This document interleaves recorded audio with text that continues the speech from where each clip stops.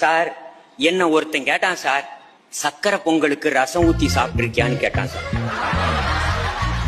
அப்படி அவன் என்ன கேட்டான், உனக்கு வயசு என்னன்னா 50 ஆச்சுனே.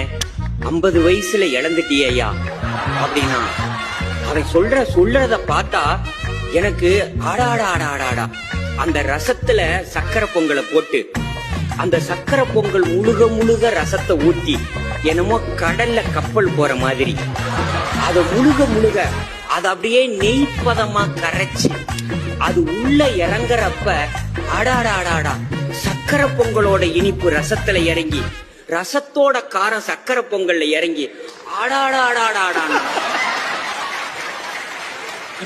இப்படி சொல்லும் போதே எனக்கு வாயில எச்சி ஊறிடுச்சு. உடனே வீட்டுல போய் ராத்திரி நிகழ்ச்சி முடிச்சிட்டு வீட்டுக்கு போறேன். என் மனைவி தூங்குனாங்க. எழுப்பி ஒரு அடுப்புல சக்கரை பொங்கலை வையி, ஒரு அடுப்புல ரசத்தை வையின்ட்டு.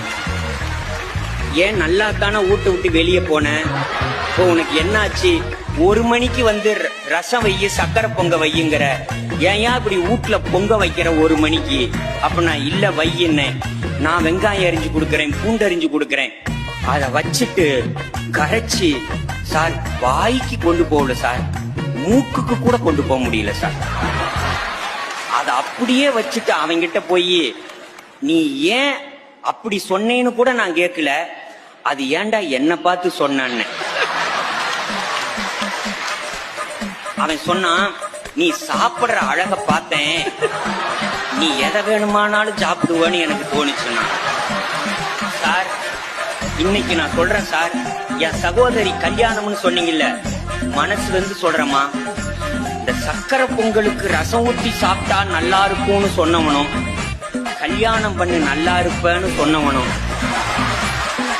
2 பேரும் ஒண்ணுதான் சார். அவன் நல்லா இருந்தெல்லாம் சொல்லல, நமக்கு ஒருத்தன் சொன்னா நாம சீப்படுறோம், நாம ஒரு 4 பேத்துக்கு சொல்லுவோமே அப்படின்னு தான் சார் சொல்றான்.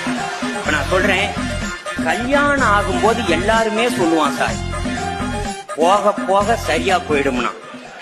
ஆனா எவ்வளவு தூரம் போகணும்னு எவனுமே சொல்லல.